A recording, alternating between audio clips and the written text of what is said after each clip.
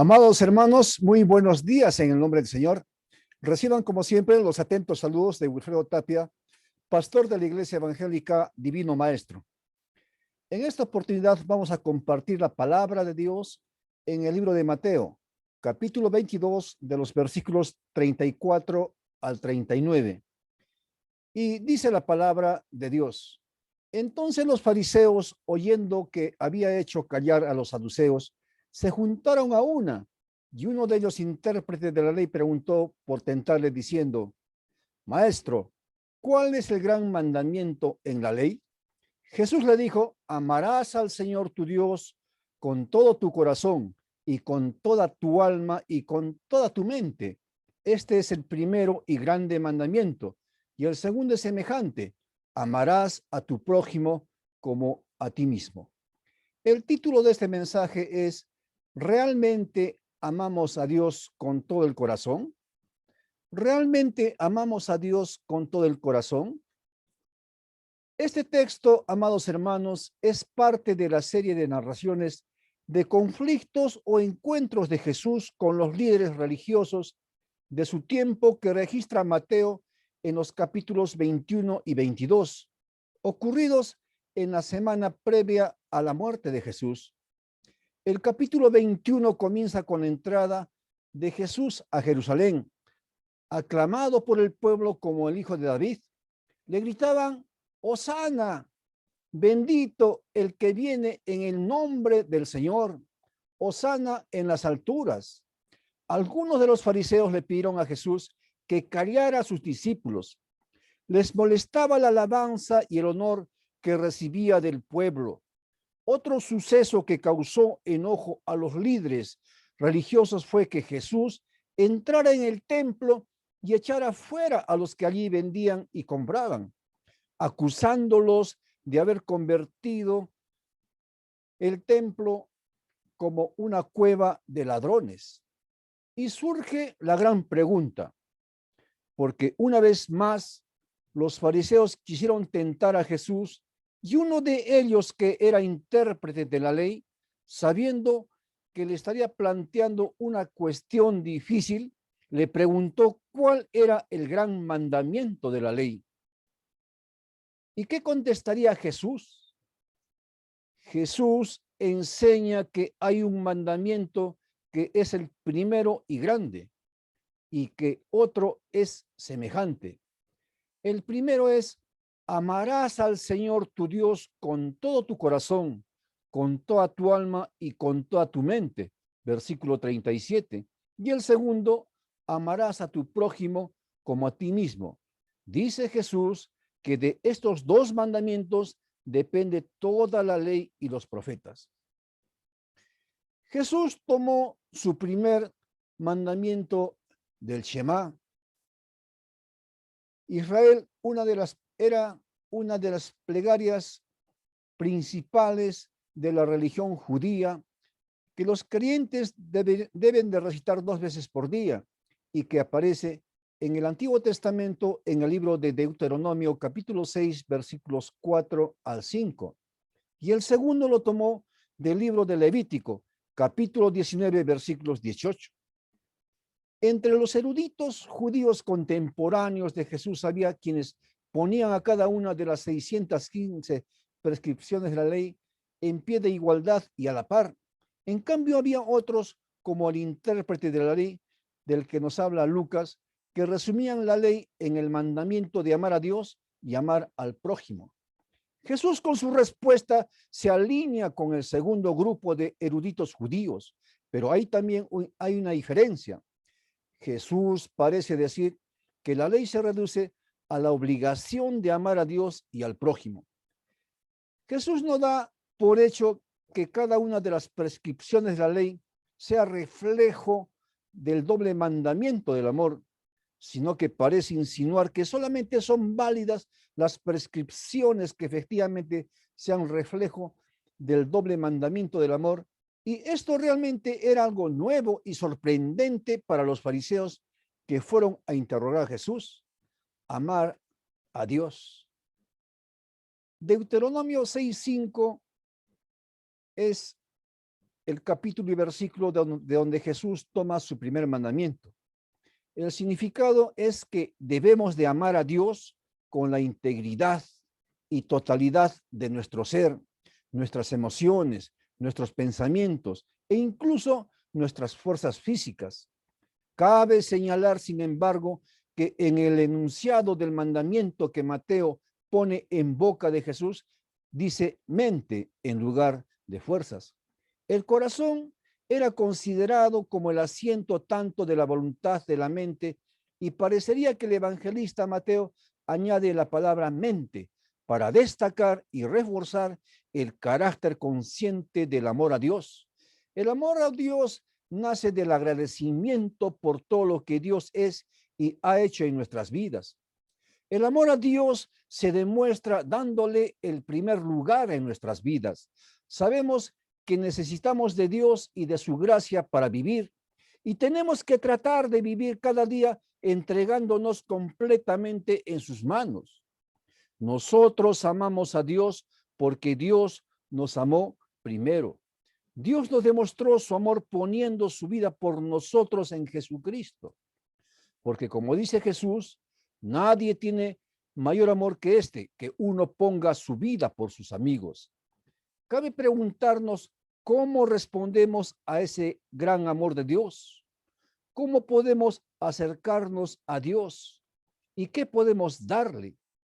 Es la pregunta que también en los tiempos antiguos se hacía el profeta Miqueas y decía: ¿con qué me presentaré ante Jehová y adoraré al Dios Altísimo?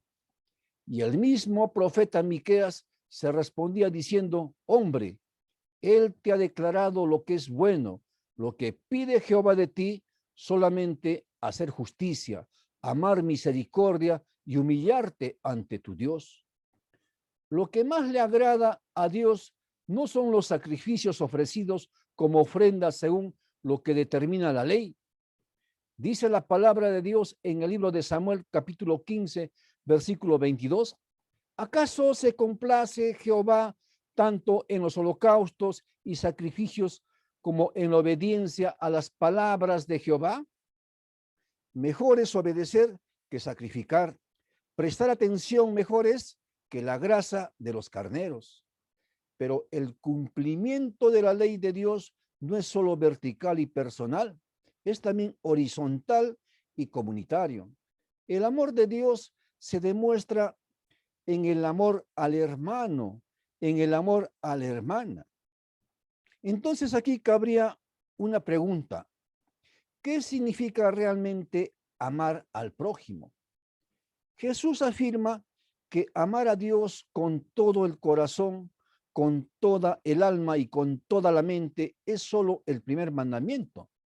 Falta el segundo, que también debe de cumplirse: el amor al prójimo.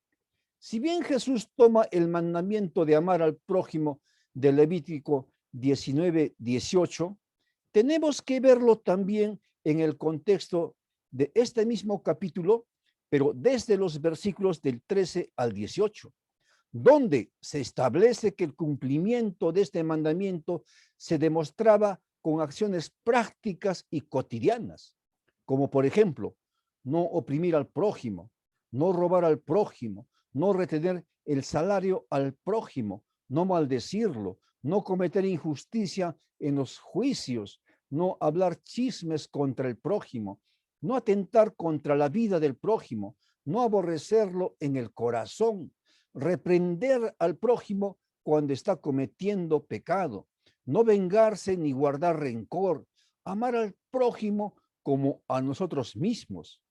El pueblo judío tenía muchas leyes humanitarias en favor de los pobres, los huérfanos, las viudas y los extranjeros. Y eso lo vemos claramente en el libro de Éxodo, en el capítulo 22 de los versículos del 21 al 25. Dios les pedía que no engañaran, ni angustiaran, ni afligieran a estas personas, porque si ellas clamaran a Dios, Dios ciertamente oiría su clamor y actuaría en su favor. Con el pasar del tiempo, el cumplimiento de estas leyes se dejó de lado y en la práctica comenzó a entenderse al prójimo como otro judío.